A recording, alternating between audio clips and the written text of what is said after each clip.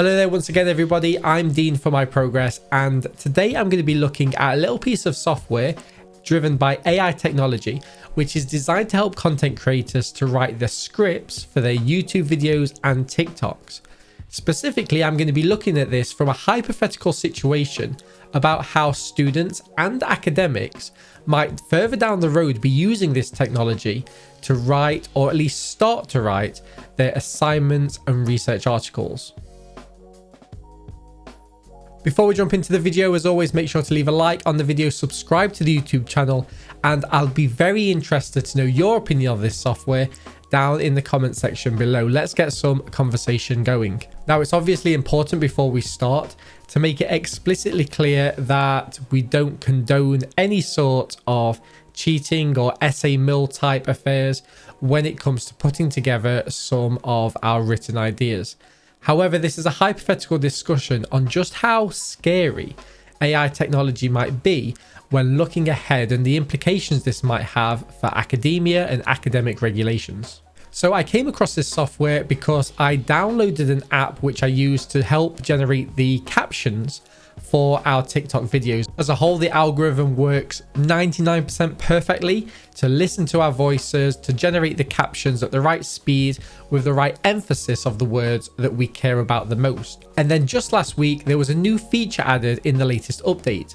This feature is called the Magic Script Writer, and it is designed to help you generate some scripts for all of your social media content. And so on the side of the screen now, I'm going to give you a quick example about just how powerful this can be and how useful it could potentially be in an academic setting. You first have to enter a video description. Now for this, I chose a YouTube video that aims to educate students on some of the core statistical analyses that are commonly used within psychological research, and also, and this is really important, and also to give some examples of each one of these statistical analyses. You're then invited to add some keywords into this video. So I decided to example some of the core statistical analyses that I might want to talk to my potential students about. So t-tests, ANOVAs, linear regression, multiple regression.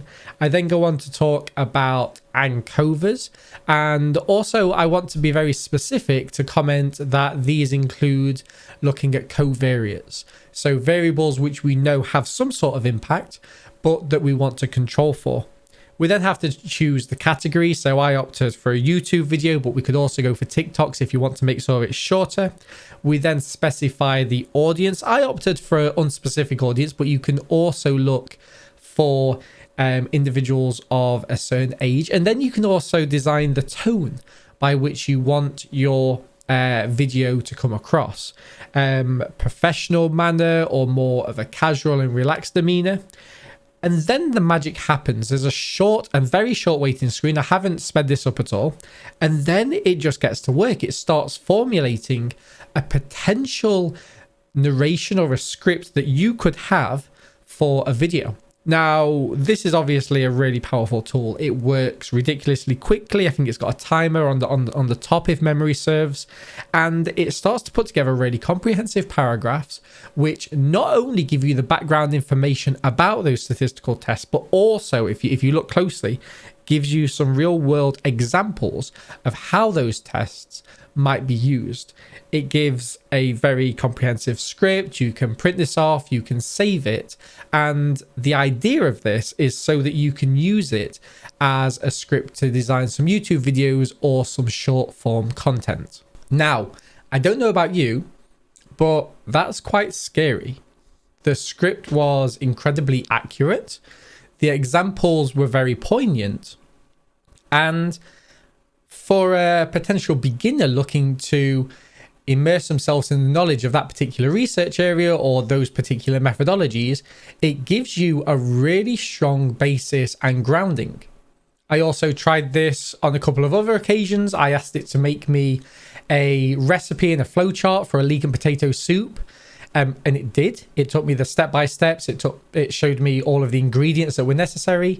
But I also tried to push it for some more in-depth knowledge about particular psychologists who researched in the area of psychopathy and some of the common metrics and measures used to diagnose somebody with psychopathy or get a better understanding of the amount of psychopathic traits that they have.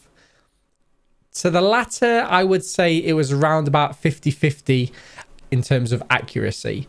And potentially for some of that reasoning is that a lot of that information might be behind the paywall. And so when we're looking forward to the actual application of this in academia, yes, it might be nice if we do some short form content such as this just to really kickstart our scripts and generate what we want to say to our audiences. But from an academic perspective, or even if you're a student, if these paywalls were opened, if it was able to train this program to look at more academic sources of information, it wouldn't be too far pushed to have this software generate a script, generate a transcript, or generate an essay, or at least a plan of an essay, which gives that student a framing where they're not looking at a blank page. They're looking at maybe 1 or 2 pages of really comprehensive information. Yes, that information might need fact checking.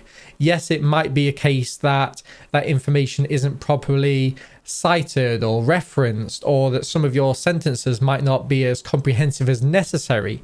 But it actually puts us in a really scary world and a scary dilemma of academia, whereby these tools are out there.